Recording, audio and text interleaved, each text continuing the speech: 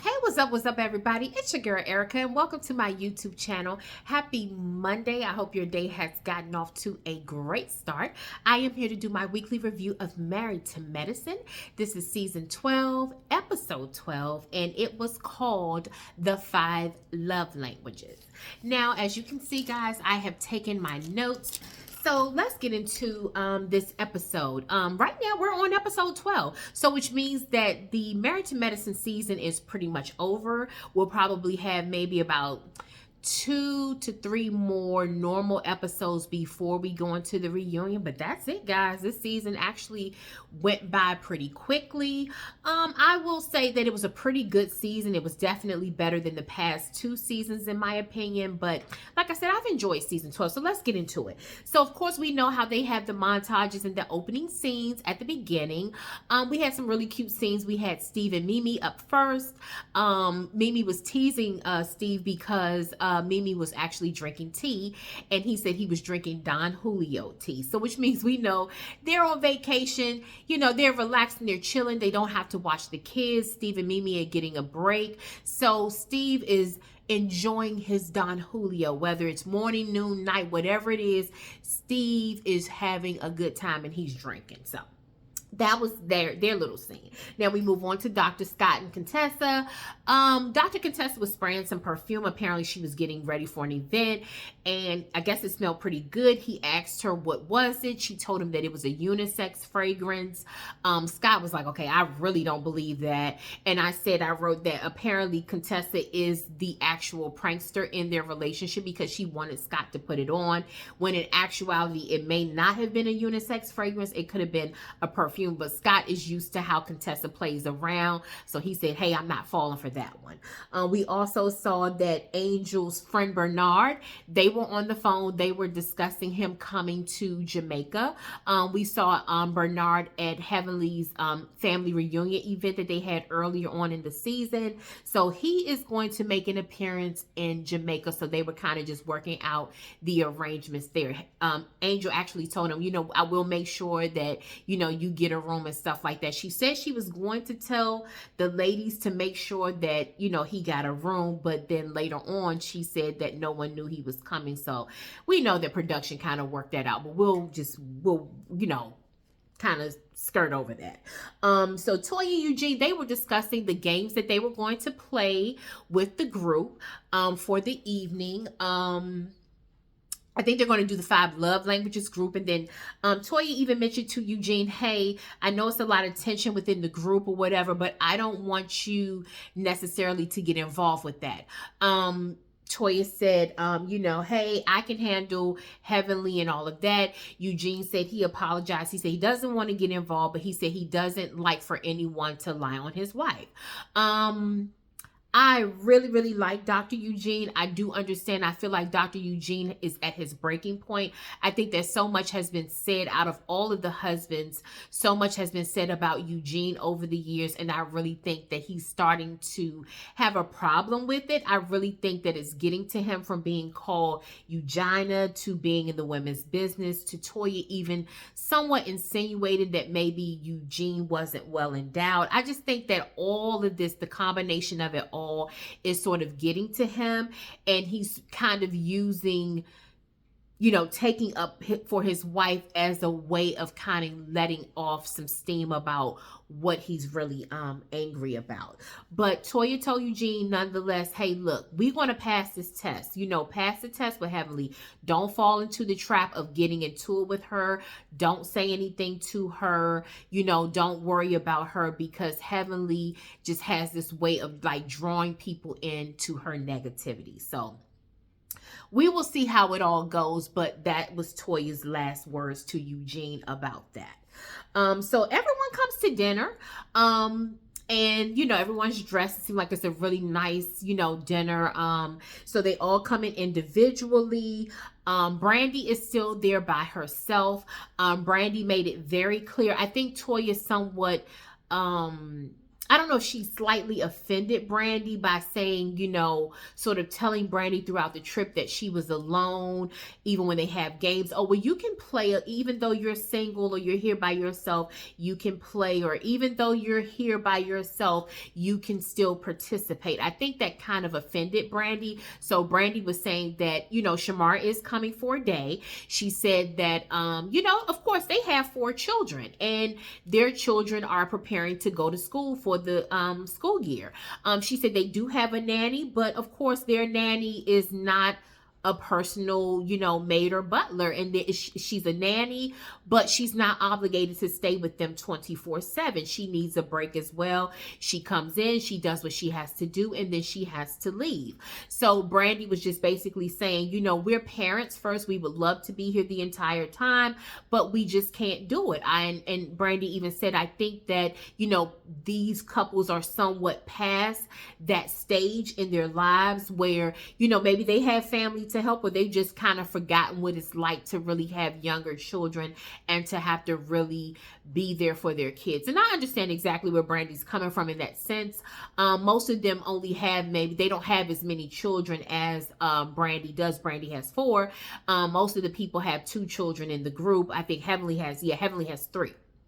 But again, most of their children are grown, and even the ones that are like school age. I know that Mimi's mom is very present in her life, so she probably can watch the kids, wherein Brandy has made it clear that her and Chamar do not have family in the Atlanta area. So again, she made that clear. But shout out to Nurse Brandy. Keep doing your thing. Your children, your family comes first.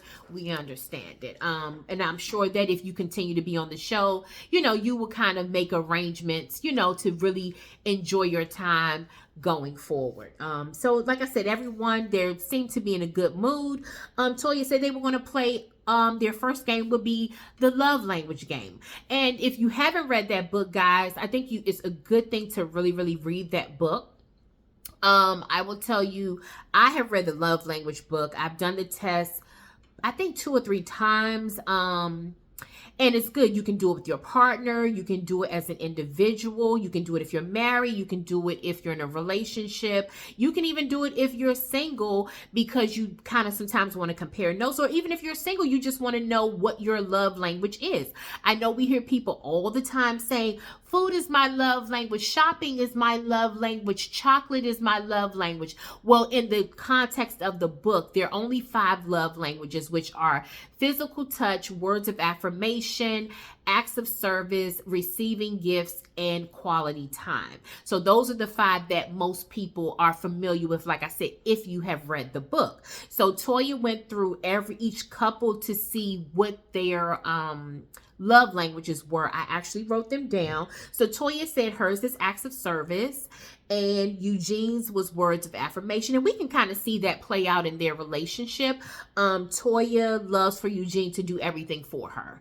And some women are like that. They need for a man to be able to fix something, to do something around the house, to wash the car, to take the car to get service, those types of things. Eugene said words of affirmation are very important to him. Again, which explains their relationship. We've seen Eugene normally he doesn't really get upset with Toya a lot, but when he does, it's because Toya has not affirmed him by telling him, hey, you are a great husband, you are a great father, you're doing an exceptional job. So we can kind of see where that comes into play. At least I could see how that could pretty much be true for them. Dr. Simone said that hers is acts of service as well. Cecil said he didn't really know what Simone's love language was. And I thought that kind of gave me pause, because Dr. Simone and Cecil have been married the longest in the group. They've been married for 29 years. That's a little weird that Cecil doesn't know what Simone's love language is. I'm sure they've read the book and they know something about it. Like Simone said, well, Cecil, he ordered food for her, but she said his thing was to tell her that the food had come while she was in the room. Well, that's definitely not anything that's, you're not practicing your love language, so to speak. Cecil seems to be a very down-to-earth, cool guy. He seems to be pretty level-headed. He doesn't seem to get, you know, real angry or fly off the handle or something like that. But just because he's cool and, he doesn't do that, that doesn't mean that he's not a jerk. And I'm saying that because I know, as a matter of fact, I dealt with a guy who was very cool, very mild-mannered, hardly ever raised his voice, hardly ever really, got angry about anything. He was a cool guy, but part of him, he was emotionally unavailable. He was very cold. He was very dismissive. He did not show a lot of emotion about anything, and that wasn't really cool. And that's kind of like the vibe that Cecil's giving. Sometimes, I'm not saying that you have to express yourself at every turn. That's not everyone's personality. But Cecil, you've been married to Simone for a very long time. You should know Simone like Dr. Simone like the back of your hand. This is the person that you spend the majority of your time with. There's no way that you can't know what her love language is. So my thing is it that you don't really know and you just don't pay attention, or do you not care, or is it a combination of both? And I wrote down, I can see why Simone is frustrated, because like I said, when you're dealing with anyone, and it doesn't have to necessarily be a man, but we were talking about Cecil in this case, when you're dealing with someone that's sort of emotionally unavailable, or they just never express any emotion, that can be pretty draining. And like I said, I do know a lot of men are like that. The only time they express any kind of emotion or excitement or passion is honestly when you're talking about sex. And the thing about it is that it has to be more, it still has to be more than just about sex. It has to be about you as a person. And so, like I said, when a woman does not feel like emotionally, you're tapping into her emotionally, or that she can tap into your emotions, then it kind of makes it causes a strain on the relationship. So I really, really felt for Simone in that moment. I don't think it wasn't a sad moment, but I was just like, yeah, I could see why Dr. Simone is frustrated. Claude said hers was words of affirmation. She said she needs to be told that she's doing a great job. King said that his are acts of service and quality time. Contessa said that she noticed, they said in the confessional, she said she noticed that Quad and King are really in a different place. She said their vibe is totally different from how it was when she first met them as a couple until now. So, of course, we can see throughout the season, or we've seen that Quad and King are not really in the best place. Just from the IVF stuff, they don't seem to really be in a great place or on the same page about their relationship. So Contessa was spot on with that, if she's noticing some changes in their relationship, because it's definitely not what it was. Heavenly said that her love language was physical touch. She said she likes for Damon to touch her. Curtis says that his used to be words of affirmation, but the older he's gotten, it is now physical touch. Some of them they did not play. I'm just going through the ones that they actually talked about. Mimi said that hers was words of affirmation. So there were a lot of words of affirmation in this group. Scott said that his is physical touch, and Contessa just said Scott is like a caveman. If you touch him, if you kiss him, lick him, rub on him, he's good to go. And so that was like the basis. So if you can kind of get the gist, you can sort of kind of get the gist of what the love languages is all about. But again, like I said, I would recommend that book to you if you haven't actually read the book. And like I said, you will take the test and you would be surprised at, what comes up for you. Like for me, my love languages are physical touch and quality time. And when I tell you guys, they are like this, like neck and neck. They are neck and neck. That's why I've taken the test more than once to make sure, because I am, definitely, I'm an affectionate person. I love hugs, kisses, touch, all of that. But I also am a person who needs quality time. And like I said, it's like a balancing act for me. So it can be maybe physical touch by like a half of a point on one day, and then it could be quality time, on another day. But I'm telling you, they're running neck and neck. So that's why I said it is a really good test for you to take. So Toya asked Mimi during the course of the conversation, they were talking. Toya asked Mimi, how's the trip going? And, she said, I heard that you really don't feel safe around me. So Mimi kind of she was taken aback because I don't think she expected Toya to ask her. But Mimi did say, yes, I did ask, are you a safe friend? Dr. Simone said that, yes, she told Toya. She said, I repeated to Toya exactly what you said. She said, everything that you said, I conveyed it the exact same way. So the question, and Mimi did say or ask, was Toya a safe friend? We saw Dr. Eugene, Dr. Eugene said, hey, Toya is a safe friend, and I think what Eugene said was so on point. I wrote agreed. He said in his confessional, the way you get to know a safe friend, he said, you can't just say that someone isn't safe if you're not trying to get to know them. Dr. Eugene said, if you want to get to know, in order for you to find out if someone's safe, you have to try and get to know them. And I said, 100. I agree 1000%. I always say this in life. You can't get to know someone through someone else, whether it's good or bad. You have to get to know a person for yourself. And you can't take what someone else's opinion is of a person and say, this is going to be my opinion. Yeah, you can keep it in the back of your mind. Someone tells you something, you can sort of hold on to that little nugget. It's called chew up the meat and spit out the bone. So you take that little bit, you hold on to that nugget, but at the same time, you can still sort of build your own rapport and relationship with a person and get to know them on your own. It's better that way. So I do agree with what he's saying. So Dr. Eugene even invited, Steve and Mimi over and said, hey, you guys come over. You're welcome to come over. We don't need the rest of the group. You guys can just get to know us, on as a couple on your own. It can just be us four. And, Eugene extended an olive branch. Whether they will take it or not, I do not know. I feel like Mimi and Steve have already made their minds up about Dr. Eugene and Toya, in my opinion. And they're just not going to move forward with them. They just have already kind of written them off as whatever type people they want to write them off with. I will say, and Mimi, I'm kind of surprised that Mimi does not know. All of the ladies, every single one of the ladies have always said that Toya is the most forgiving one in the group. Toya is the one who does not hold a grudge. If you have a decent conversation with Toya, no matter how Toya gripes and goes off or goes back and forth with you, when you really come to Toya and you really talk to Toya, they all have said that Toya has the most forgiving heart. She is kind of like the softest one that you can actually come back to. So Mimi, I don't know if you watched the show prior to that or if you're just going off of maybe what you see or what you've heard some of your favorite people say about Toya.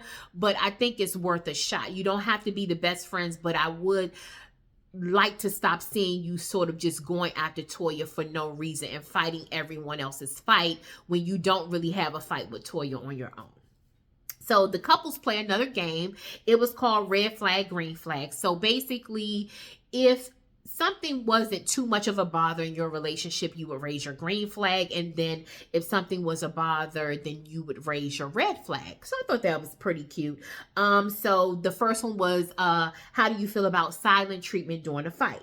Some of them were okay, like saying, hey, if we're mad with each other, we don't have to talk. I did see some of the red flags. I saw Simone, Jackie, and Curtis, they raised their red flag. So apparently for them, the silent treatment does not work for them.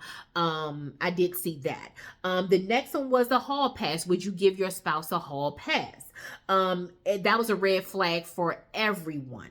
Every single person there, they joked about it, but everyone had their red flag and waving it high in the air. Even King said in the confessional, a hall pass to him is a one-way pass, which means you cannot come back. So it's an exit only. That's what he was saying. So the next one was use their boundaries as an excuse to sort of push your partner away.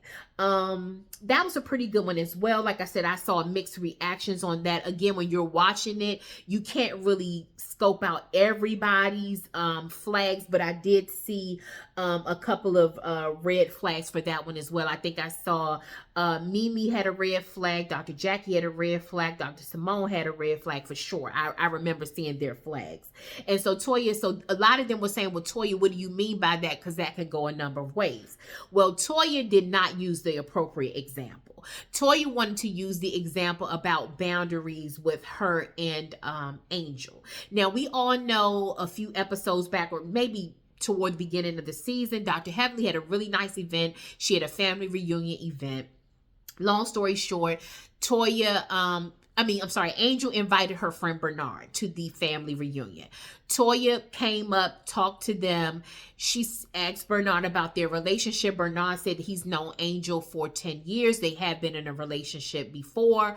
Toya was a little offended because she said she told Bernard in front of Angel that, yeah, your girl wanted me, Angel wanted me to hook her up with one of my husband's friends.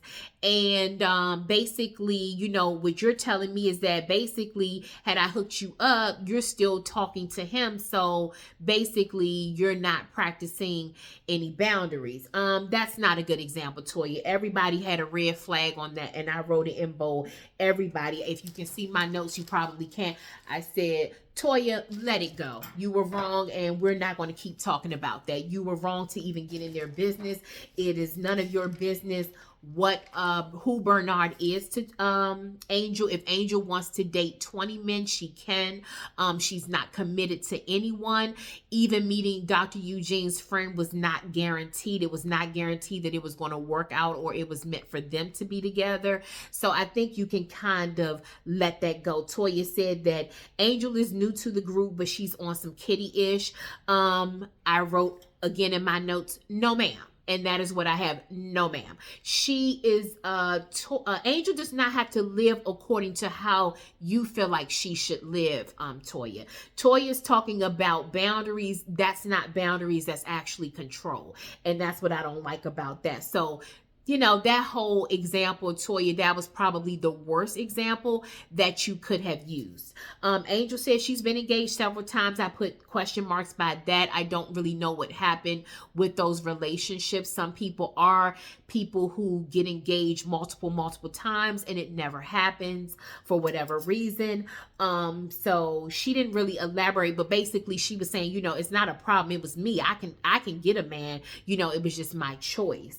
So Toya and Angel are just not going to see eye to eye on that. I don't think that Angel will ever get over what Toya did. And I don't even think that Toya will ever apologize to Angel for doing that to her. So they kind of stopped playing the game after that.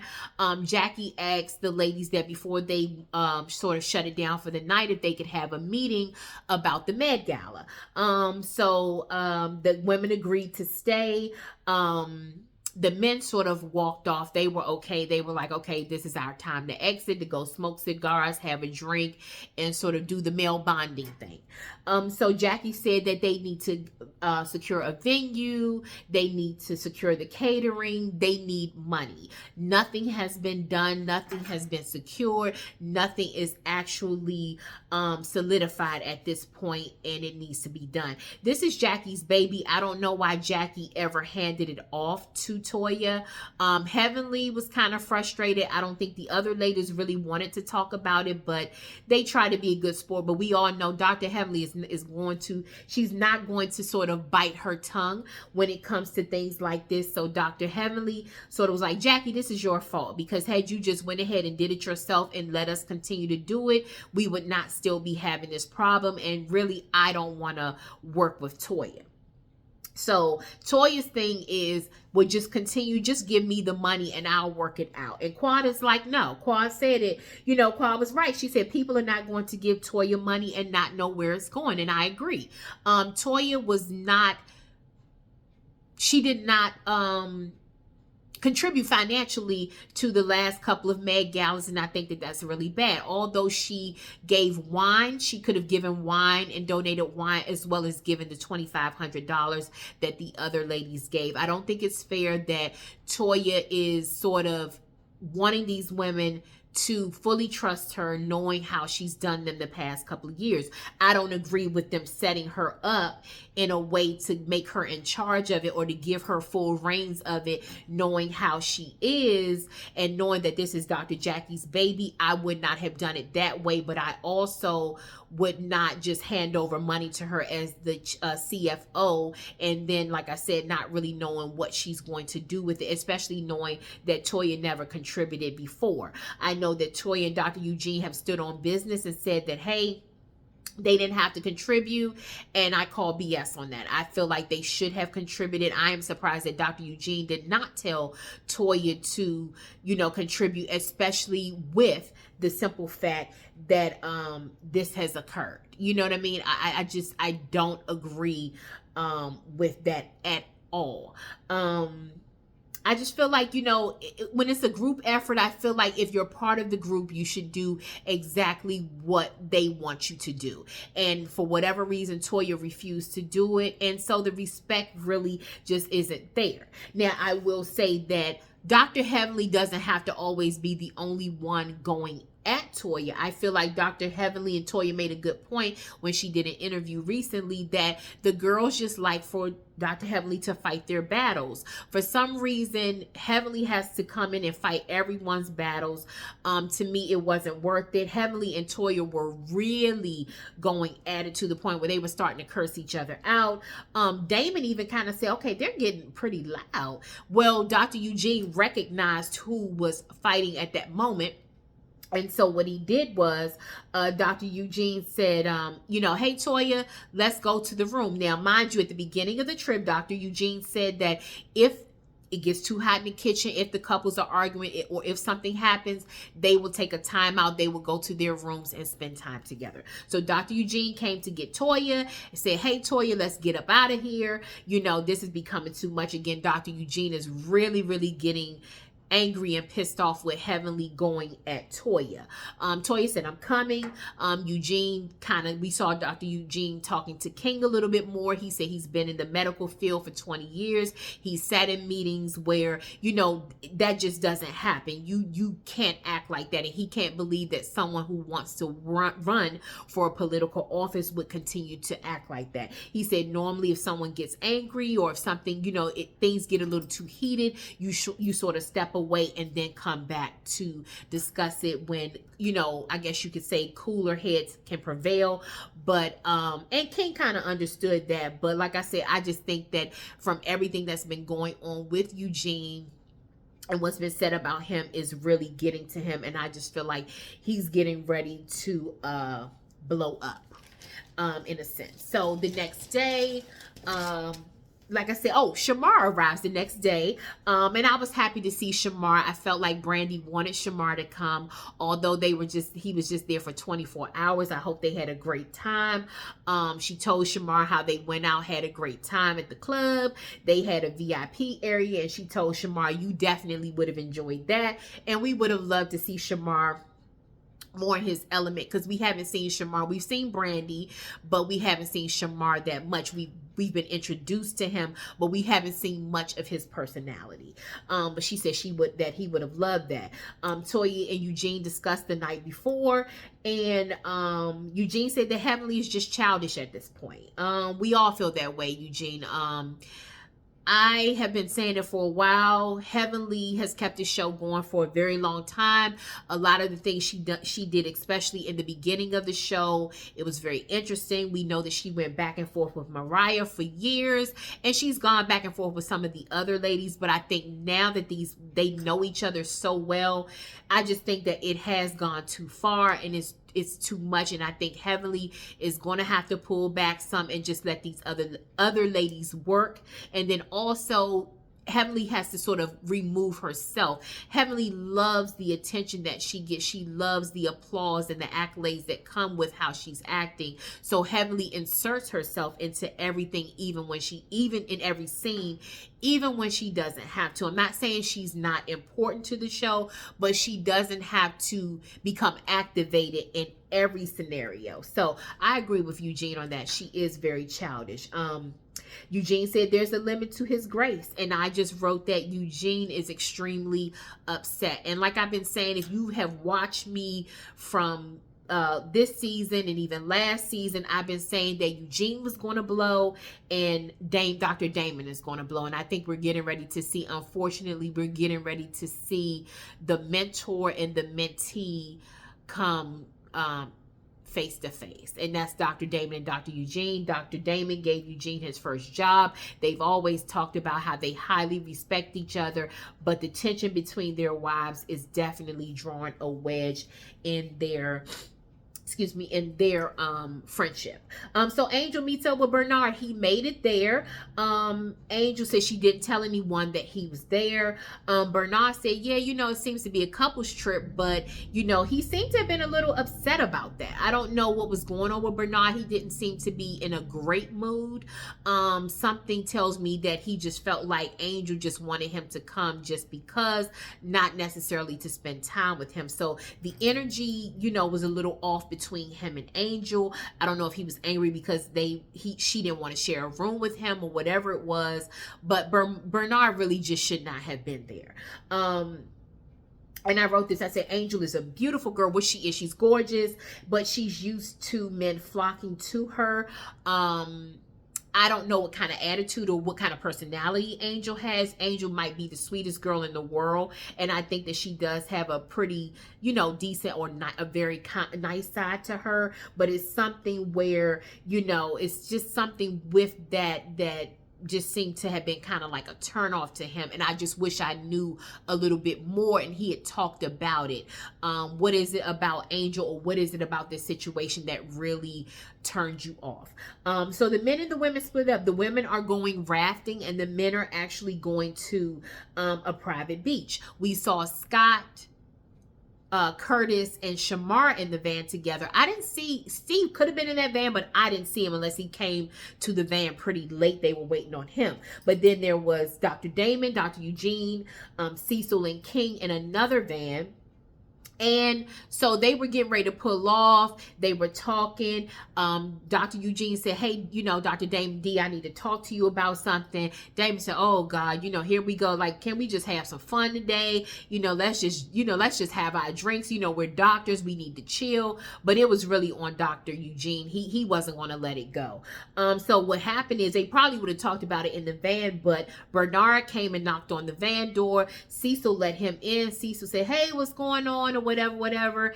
And he said, yeah, I'm Angel's friend, but he didn't do any proper introductions. I was like, well, this is kind of weird. Why would Bernard not introduce himself again, knowing that they only met him one time? Even if you meet someone, you might say, oh, I'm sorry, I forgot your name, or whatever the case. So he didn't do the proper introductions. The other men were there. They definitely weren't familiar with him at all.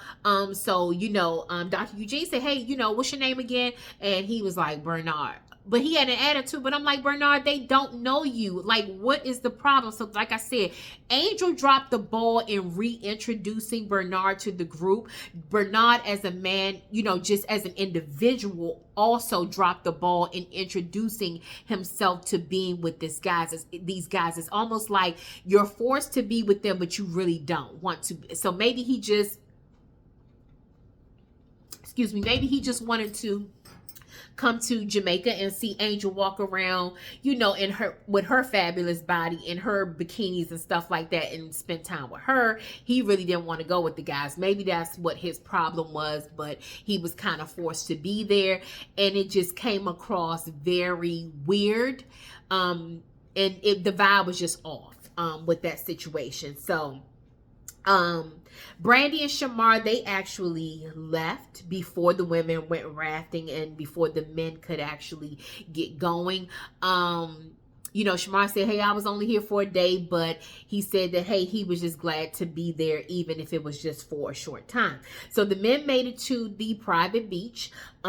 Steve brought up how Eugene was actually upset and walked off. And Steve was actually mocking Eugene in a way. I was kind of surprised. I said, Steve, it's a stretch, but okay. Eugene brought it up how, Toya was, attacked during this time. And he had already said he was going to talk to Damon about it. Like I said, Steve threw me off. Steve kind of set it up to make it seem as if Dr. Eugene was being petty. One of the things that the men always said, and one of the things that specifically Damon said was, if my wife is doing something, don't say anything to her, come to me. So Eugene is following Damon's request. So now he's talking to Dr. Damon, but Dr. Damon doesn't want to deal with it. Now, at first, Dr. Damon said that Eugene was not wrong initially when he was talking to Heavenly about how he felt. But Dr. Damon, everybody is starting to say Dr. Damon is letting Heavenly get away with too much. I don't know if it's because Damon says he will check Heavenly when she's wrong, but then it seems like Dr. Damon is also starting to let Heavenly do the most, because to me Heavenly has gotten worse over the years. Like when the things that Damon has checked Heavenly about, okay, she was out of pocket, you know what I'm saying? But she was out of pocket again. We saw in season 9 when Damon and Heavenly were at Dr. Simone and Cecil's house, and they were trying to write the book, and they had like the little couple sessions where they would come in. Heavenly and Dr. Contessa got into it, and Damon said, let's go. When Heavenly got into it at Toya's house, he said, let's go. But this particular time, Heavenly was out of pocket again, and for some reason, he's not really saying anything to her. Maybe because they're on vacation. I don't know. But Eugene is worried about it. And he's going to make it known that he doesn't like it. So that was the end of the episode, guys. Next week is the finale of their Jamaica trip. And it looks like it's going to be hot and heavy between Damon and Eugene, as well as it looks like Curtis said something out of order to King. We'll see what that is. Even Scott said, you have to have dementia if you're making that statement. I don't know if Scott was referring to Curtis and what he's done in the past to Dr. Jackie. I don't know. The way it was edited, we won't know. But again, it looks like it's going to be a really, really good episode. So if you haven't liked last week's episode, or if you didn't really care for this week's episode, this week's episode, I think next week's episode will make up for it. So anyway, hang in there with me, guys. Please like this video and subscribe to my channel if you haven't already. And also, like I said, please share it with other Married to Medicine fans. I know sometimes, you see these videos. If you know someone that likes the show, but they may not have time to actually watch it, hey, tell them to just listen to my video. I try to be as detailed as I possibly can with the episode. So again, like I said, I truly appreciate your support. If you want to leave me a comment, please let me know how you felt about this episode. How do you feel about, Toya and Angel? Should she just let it go? At this point, what do you think needs to happen? How are they going to resolve that issue? How do you feel about Toya and Mimi? Them going at it and not really actually having an issue. Do you think Mimi is just getting on the bandwagon with some of the other ladies who don't like Toya? Or does Mimi have a valid point as to why she's against Toya? How do you feel about Dr. Eugene? Do you feel like Dr. Eugene is overstepping his boundaries, or do you just feel like you're pro Eugene and you feel like Eugene has had enough and he has a right to say something about how he and his wife have been treated? Let me know, like I said too, just how you think the episode's going. We're almost through the season.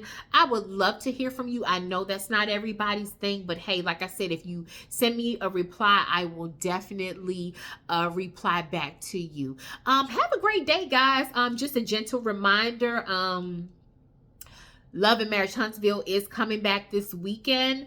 So I will be reviewing that. I know some of you probably watch my Love and Marriage Huntsville review, so I will be reviewing that. So I just wanted to let you know, just look for that video. So again, stay tuned to what I have going on, and I will see you on the next go round. Have a great day. Bye.